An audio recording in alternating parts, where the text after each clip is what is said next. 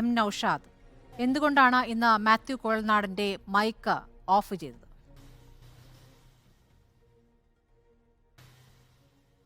സ്മൃതി, നിങ്ങൾ ആ വിഷ്വൽ കാണിച്ചപ്പോൾ കണ്ടില്ലേ? അദ്ദേഹം എഴുതി കൊടുത്ത ആരോപണത്തിന് ആധികാരികമായ സപ്പോർട്ടിംഗ് എവിഡൻസ് ഇല്ല എന്നുള്ള കാരണത്താൽ സ്പീക്കർ അതിന് അനുമതി നിഷേധിച്ചു. അതിൻ്റെ റൂള് എന്താണെന്നുള്ളത് കൃത്യമായി സ്പീക്കർ സഭയിൽ പറയുകയും ചെയ്തു. പലതവണ ആരോപണങ്ങൾ ഉന്നയിച്ചിട്ടുണ്ടല്ലോ. പക്ഷെ എഴുതി കൊടുക്കുന്ന ഒരു ആരോപണത്തിൻ്റെ അതിന് സപ്പോർട്ടിംഗ് എവിഡൻസ് ഉണ്ടോ ഇല്ലയോ എന്ന് തീരുമാനിക്കാനുള്ള അവകാശം, അധികാരം സ്പീക്കർക്കാണ്. സ്പീക്കറുടെ റൂളിങ്ങിൻ്റെ അടിസ്ഥാനത്തിലാണ് അനുമതി നിഷേധിച്ചത്. അതൊരു പുതിയ സംഭവമൊന്നുമല്ല. പിന്നെ നിരന്തരമായി നിങ്ങൾ ഇവിടെ എത്ര നാളുകളായി ഒരു എക്സലോജിക്കും CMRലും എന്നൊക്കെ പറഞ്ഞിട്ട് അങ്ങ് ചർച്ച. നിങ്ങൾ തന്നെ പറഞ്ഞു, ഇപ്പോൾ 2 കോടതിയിൽ നിൽക്കുകയാണ്. കോടതി നിൽക്കട്ടെ, കോടതി പറയട്ടെ. അങ്ങനെയാണ്. അതിനോടൊപ്പം തന്നെ ഇപ്പോൾ കർണാടക ഹൈക്കോടതി അറസ്റ്റ് ചെയ്യാൻ പാടില്ല എന്ന് ഉത്തരവ് കിട്ടുകയുണ്ടായി. ഞാൻ പറഞ്ഞ നിലവിൽ ഇങ്ങനെ നിരന്തരമായ ആരോപണങ്ങൾ മാത്യു കുഴൽനാടൻ ഒരു സ്റ്റൈലാക്കിയിട്ടുണ്ട്. അതിൻ്റെ കാരണം എന്തെന്ന് ചോദിച്ചാൽ, അദ്ദേഹത്തിനെതിരായിട്ടുള്ള ഒത്തിരി ആരോപണങ്ങളുണ്ട്. നിങ്ങളാരും അത് ചർച്ച ചെയ്യുന്നില്ല, അദ്ദേഹത്തിനോട് ചോദിക്കുന്നില്ല, അതൊട്ട് മറുപടിയും പറയുന്നില്ല. അത് ഉയർന്നു വരാതിരിക്കാനുള്ള ഒരു തന്ത്രത്തിൻ്റെ ഭാഗമായി പുതിയ പുതിയ ആരോപണങ്ങൾ ഇങ്ങനെ നിരന്തരം പറഞ്ഞുകൊണ്ടേയിരിക്കുക. ആ പറഞ്ഞതിനൊന്നും ആധികാരികമായി തെളിയിക്കാനോ ഏതെങ്കിലും ഒരു നിയമ സ്ഥാപനത്തിന് മുന്നിൽ തെളിയിക്കാനോ ഒന്നും നാളിതുവരെ കഴിഞ്ഞിട്ടുമില്ല. ശ്രീ നൌഷാദ്, ഇത്രയും പറഞ്ഞ സ്ഥിതിക്ക് ഒന്ന് ചോദിച്ചോട്ടെ, ആധികാരികമായി തെളിയിച്ച് വിധി വന്ന കാര്യങ്ങളാണോ സഭയിൽ സാധാരണ ഉന്നയിക്കാറ്?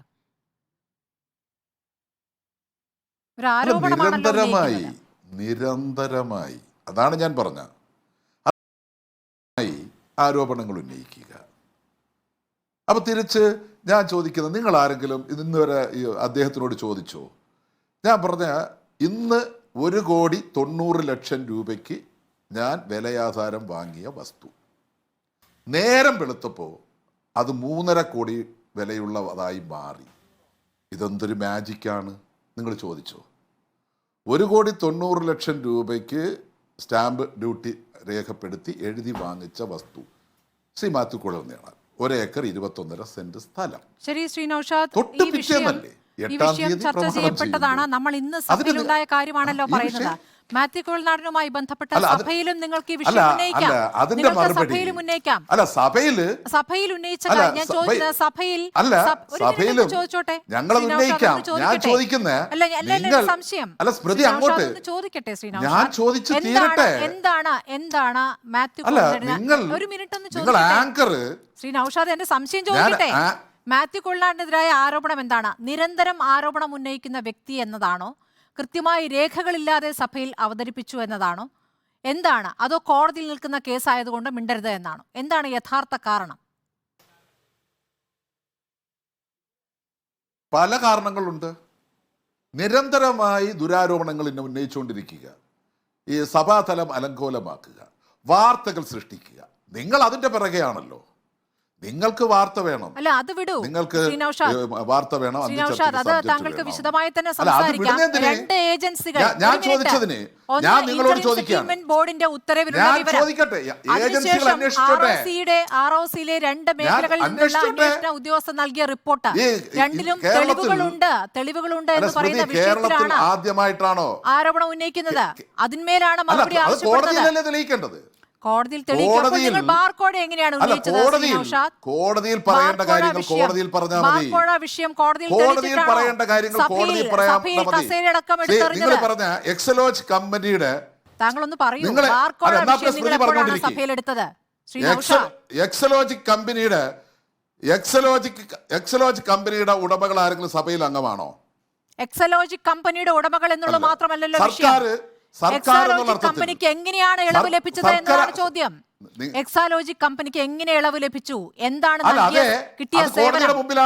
എന്താണ് സേവനം? എക്സാലോജിക് കമ്പനിക്ക് ഒരു നിയമവിരുദ്ധമായ ഇടപെടലുകളും നടത്തിയിട്ടില്ല. രണ്ട്, നിങ്ങളിപ്പോ CMR കരിമണൽ ഖനനം പ്രധാനപ്പെട്ട രാഷ്ട്രീയ നേതാവിന്റെ താങ്കൾ ഇങ്ങനെ റേഡിയോ ഓൺ ചെയ്ത പോലെ പറഞ്ഞു പോകല്ലേ? ഞാൻ കേട്ടോണ്ടിരിക്കുക. ഞാൻ ചോദ്യം ചോദിക്കട്ടെ? അല്ല, വീണ വിജയൻ എന്ന വിഷയമല്ലല്ലോ, മുഖ്യമന്ത്രി തന്നെയാണ് വിഷയം. ആങ്കർ എന്നുള്ള അർത്ഥത്തിൽ, മുഖ്യമന്ത്രി തന്നെയാണ് ആങ്കർ എന്നുള്ള അർത്ഥത്തിൽ, നിങ്ങൾ ആങ്കർ എന്നുള്ള അർത്ഥത്തിൽ അല്ല, ഞാൻ പറയാനുള്ള അനുവാദം തരണം. ഞാൻ ചോദിക്കുന്നതിന് ഉത്തരം വേണം. നിങ്ങൾക്ക് മറുപടി പറയാൻ വേണ്ടി മാത്രമല്ല ഞാൻ വന്നിരിക്കുന്നത്. പിന്നെ നിങ്ങളുടെ ചോദ്യത്തിന് മറുപടി പറയുക മാത്രമല്ല, അതോടൊപ്പം എന്റെ ചോദ്യങ്ങൾക്ക് മറുപടി പറയാനുള്ള ഉത്തരം നിങ്ങൾക്കുമുണ്ട്. ഇല്ല, അതില്ല. ഞാൻ പറഞ്ഞ നിങ്ങളെന്ന് പറയുന്ന ഈ മാധ്യമപ്രവർത്തകർക്ക് നിങ്ങൾ ഇങ്ങോട്ട് ചോദിക്കുമ്പോ ഞാൻ ചോദിക്കുക, ഈ ഒരേക്കർ ആരാണ് ഈ ആരോപണം ഉന്നയിക്കുന്നത്? ഒറ്റ ദിവസം കൊണ്ട് 1,90,00,000 രൂപ 3.5 കോടി മാറ്റിയ മഹാൻ, 3.5 കോടിയാക്കി മാറ്റിയ മഹാൻ, നിലവിൽ കേസിൽ നിലനിൽക്കുന്ന, നിലവിലെ ഭൂപരിഷ്കരണ നിയമത്തിന്റെ പരിധിയിൽ പെടുമെന്ന് നിലവിൽ കോടതിയിൽ കേസ് നിൽക്കുന്ന വസ്തു വാങ്ങിക്കുന്നു. നിങ്ങൾക്ക് അതിനെക്കുറിച്ച് ചോദ്യമില്ല. അതേക്കുറിച്ച് ചോദിക്കുന്ന ആളോട് ചോദിച്ചിട്ടുണ്ട്.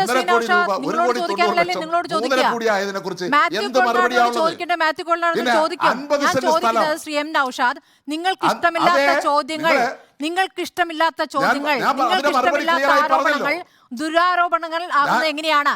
താങ്കൾ ഇപ്പോൾ ഈ മാത്യു കൊള്ളനാടിന്റെ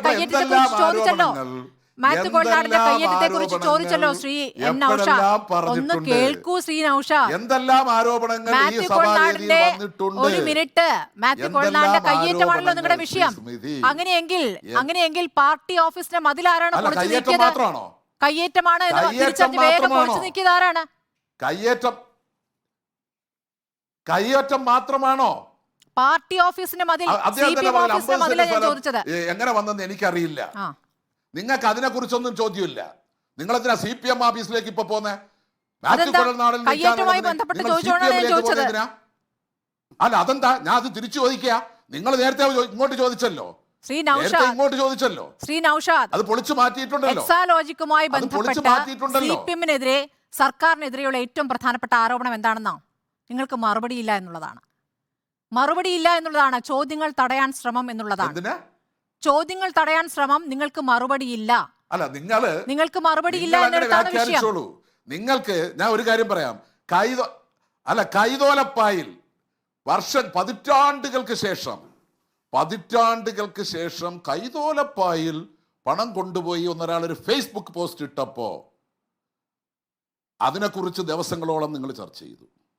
പക്ഷെ നിങ്ങളിപ്പോ ഈ പറയുന്നത് പോലെ താങ്കൾക്ക് വേണമെങ്കിൽ 1 മണിക്കൂർ മാധ്യമ ധാർമ്മികതയും, മാധ്യമങ്ങൾ എന്ത് ചോദ്യങ്ങൾ ചോദിക്കണം, മാധ്യമങ്ങൾ എന്ത് വിഷയം എടുക്കണം എന്നതിനെ കുറിച്ച് ഒരു വലിയ നീണ്ട ഒരു പ്രസംഗം നടത്താൻ കഴിയും. താങ്കളുടെ ആ കഴിവിനെ ഞാൻ അഭിനന്ദിക്കുന്നു ശ്രീ നൗഷാദ്. പക്ഷെ ചോദ്യങ്ങൾക്ക് ഉത്തരവില്ല. ഞാൻ താങ്കളിലേക്ക് വരാം.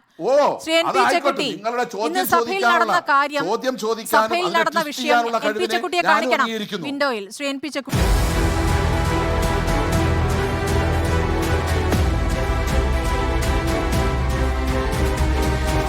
ഡിബേറ്റ് വിത്ത് സ്മൃതി പരുത്തിക്കാട്.